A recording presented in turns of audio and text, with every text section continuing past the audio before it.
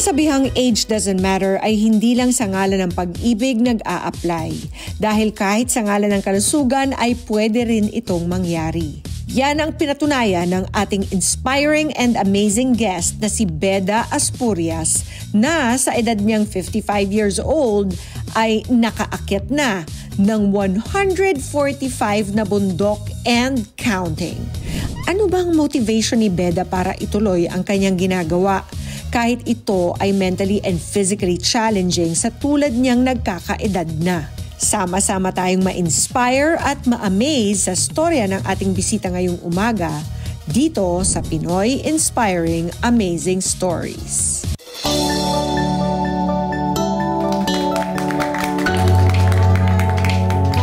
Kasama na po natin ang napaka-amazing na si Miss Beda Aspurias. Welcome po to Kada Umaga, Miss Beda. Bati po kayo. Sa mga anak ko, andito ako ngayon sa studio. Wow! Miss Beda, ano ba ang dahilan at bakit at 55 years old naisipan niyo pong mag-aakyat ng bundok at hindi niyo na tinigilan? Actually, Ma'am Pea, ang nangyari, nagkaroon ako ng health problem. Isa yan yung paghina ng paa. Okay. Ang hirap bagbang ganon. So, nang punta ako sa hospital for laboratory. Lumabas na ang taas ng triglyceride. Kung umabot talaga, ito yung number na ito, hindi ko makalimutan, 435 triglyceride. And then cholesterol, total cholesterol, tsaka bad cholesterol, ang tataas, and then uric acid. So, nung una, parang hindi ko matanggap na gano'n ako kasi talagang umiiwas ako sa mga matataba.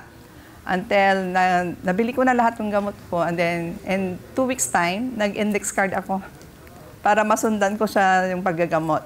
At may ginamit din akong mga gamot. Then, yung gamot na yon in every 30 days, nagmo-monitor ako sa laboratory. Awan ng Diyos, bumababa. So, effective talaga yung mga gamot na yon. Kasi hindi natin makukuha sa tamang tubig lang. And then, dinagdagan ko rin ng exercise, tamang diet, tapos sunrise, tapos yung pag-inom ng 2 to 3 liters of water a day. Yan pang huwag natin kalimutan. So prior po to climbing mountains, hindi po talaga kayo ma-workout o ma-exercise? Hindi po. Ganun. Kaya Pero ano po kayo, disiplinado kayo sa pagkain. And even then, nagkaroon pa rin kayo ng mga health problems. Opo. Okay. So, nung umpisa, from being medyo sedentary, yung hindi po ma-exercise, magalaw, masyado, paano po kayo nag-ease into biglang pag-akyat ng bundok? Ayun, kasi kailangan po gradual, di ba? Lalo na kung hindi ka sanay. Opo. You did your first climb at 50 years old. Paano nyo po pinepare ang inyong katawan for that first climb? Nakakatawa nga po kasi ang una kong nahanap, January 22. So, kailangan ng down payment. So, nag-down ako ng down payment ko sa January 24. Ano po yun? Ang down payment as joiner sa climbing. Okay. Kasi may mga kanya-kanyang organizer yan. Tapos hindi ko sila kilala at hindi ko kilala kung sino yung makakasama ko that time. At January 25, sabi ng anak ko, tsaka manugang ko, bili ka ng yung trekking shoes. Pwede na to.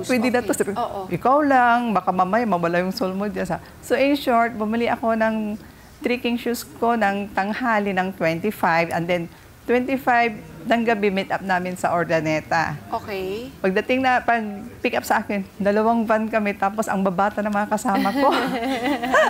Anong edad po yung mga kasama mo? Naku, may 22, may 30. Ang pinaka-susunod ata is 31 something. Ano pong naging reaksyon nila na kayo po ang kasama nila? Nakatingin sila, sabi siguro sa isip, kaya pa nito umakyat.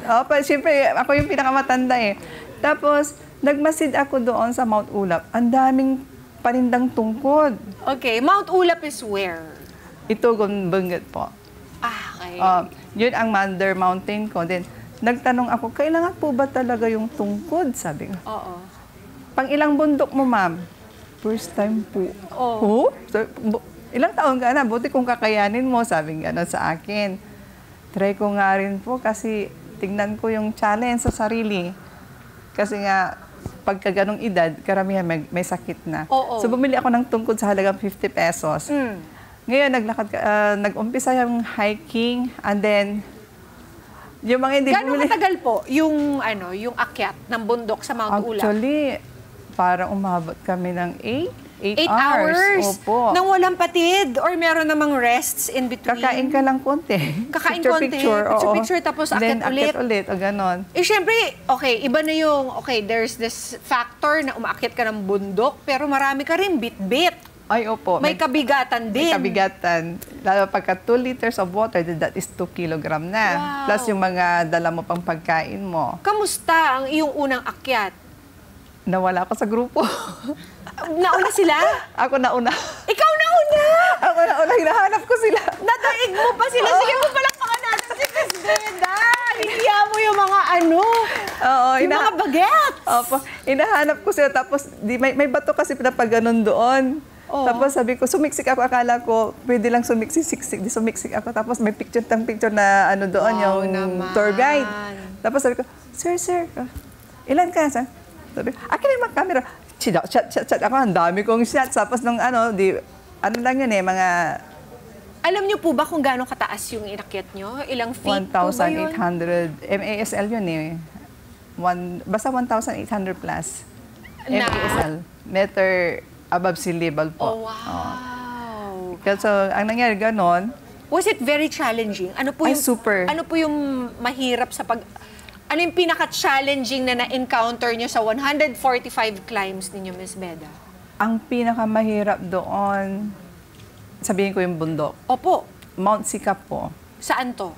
Sa Apayao po. So, super lamig. Tapos yung inakyat namin kasi parang na-underestimate ko siya eh. Kasi dapat 2 nights, 3 days. Sabi ko, 24 kilometers lang yun eh. Parang kaya ko yata ng overnight lang. Oo. Tapos pinatulan ko yung overnight. Sising-sisi ako dumating ako sa naulan na kami that time. Sising-sisi ako talaga. Sabi ko, ba't ko pinatulan to? Ba't ko na-underestimate itong bundok na to? Masyado palang... Sobra talagang Matarik. Matarik siya na talagang putik-putik na kami. Tapos pagdating namin sa Camp 1, sabi ko siguro mga 9 kilometers na to. Tinanong ko yung tour guide. No ma'am, 5.5. Ha? 5.5? Ano nangyari? Sabi ko yung iba nag-surrender na ayaw na nilang tapusin. Na-underestimate mo yung taas niya. Yung taas niya. Oo. Pero, Miss Beda, saan ka po, hindi ka ba natatakot? Kasi syempre, karamihan ng ating mga seniors, takot sila madulas. Opo. Diba? Ito, bundok talagang pangkaraniwan na madulas ka dyan, mahulog. Opo. Wala po bang ganong fear? Ang sa akin lang, hindi ako nakikipagsabayan doon sa mga mabibilis. Okay. Sinusundan ko talaga yung pacing ko. Oo. Kasi,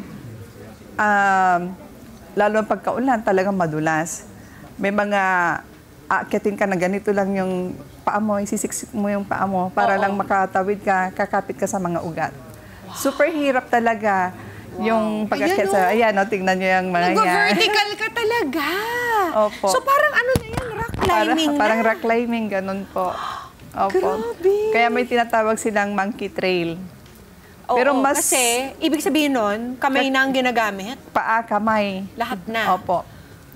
Ano Exciting po? Exciting. Sige po, i-continue yan. Ano po ang nakukuha ninyong kapalit dito sa pag-akyat ng bundok? Yung pag-akyat ng bundok. Ito pa yung yung nakakatuwa sa bundok na to eh. Sabi nila, may kasabihan, nasa huli ang pagsisisi. Pero actually, pag gitna ka pa lang nagsisisi ka, dapat ka sumama doon. Kasi hingal ka na, masakit na yung hita. Oo, talagang tapos sa isa-isa mo, ayoko nang balikan to.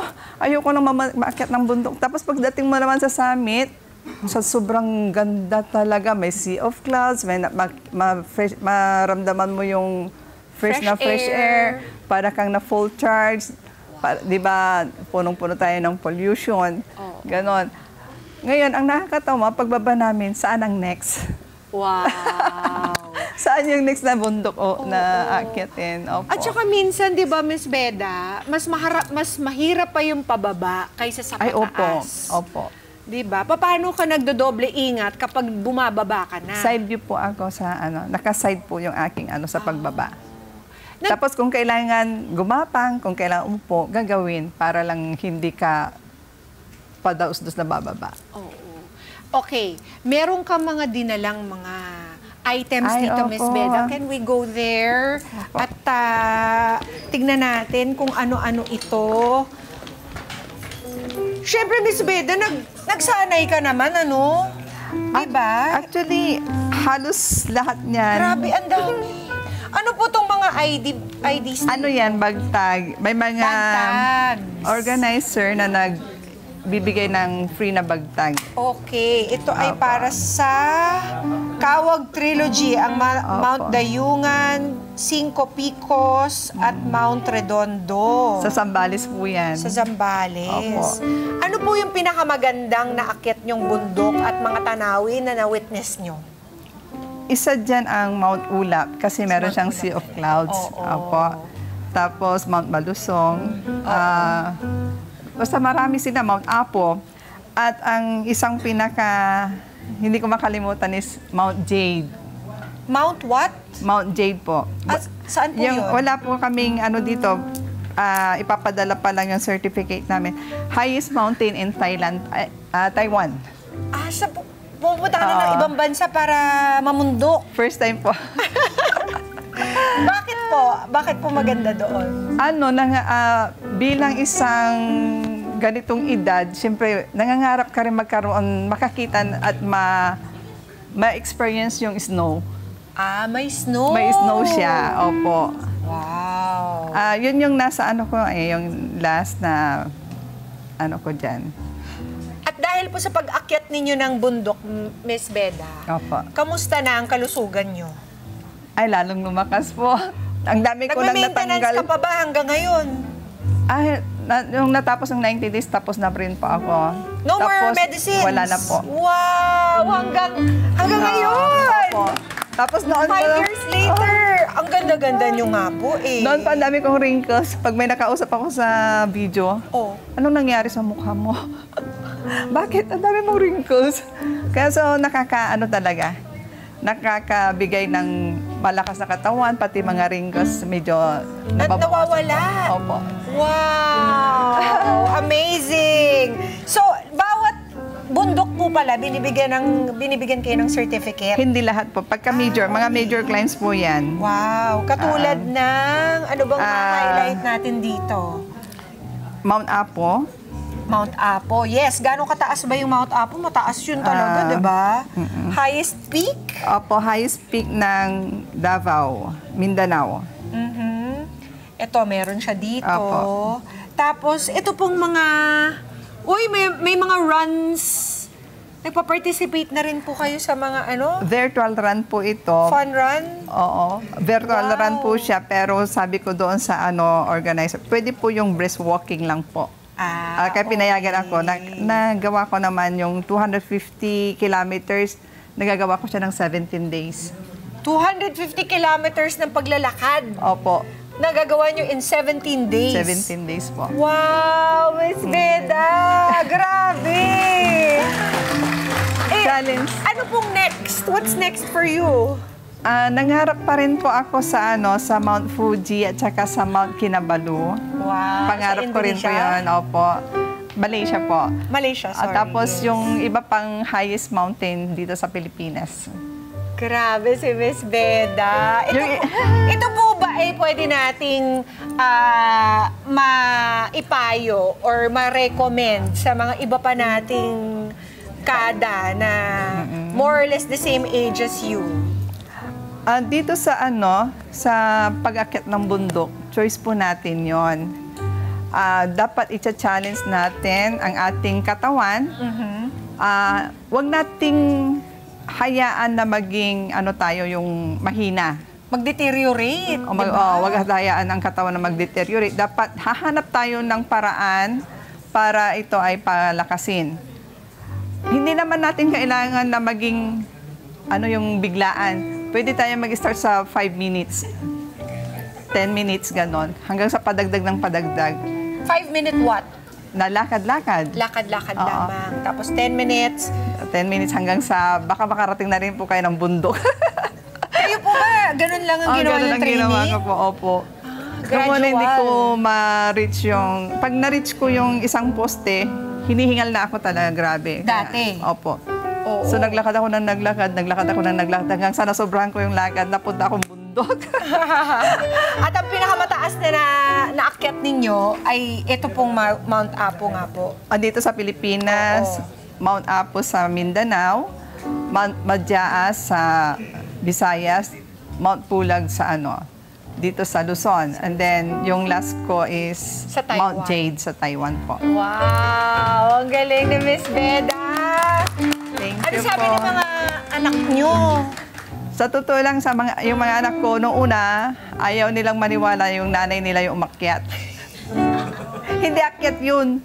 Hindi mamumundok yun. Walang alam sa kabundukan yun, sabi ng anak ko. Tapos, sino to? Ha? Si mama ko nga. Ang galing! Kaya nagsimula noon, yun na, ingat ka dyan na, ingat ka dyan na, sabi gano'n, yun na. Galing, Miss Beda. Talaga namang isa kang inspirasyon. Maraming salamat po for sharing your story to us. Truly amazing. Sabi nga po ng American writer at essayist na si Mark Twain, age is an issue of mind over matter. If you don't mind, it doesn't matter. Maraming salamat. Thank you At yan ay pinatunayan ni Miss Beda. Salamat po. Thank you, Ma'am Pia. Mga Kanet 25, this is Pia Guanyamago. For more Kada Umaga updates, please click the subscribe button and follow us on Net25 social media pages at Net25TV and at Net25 Entertainment Facebook page. See you guys. Bye!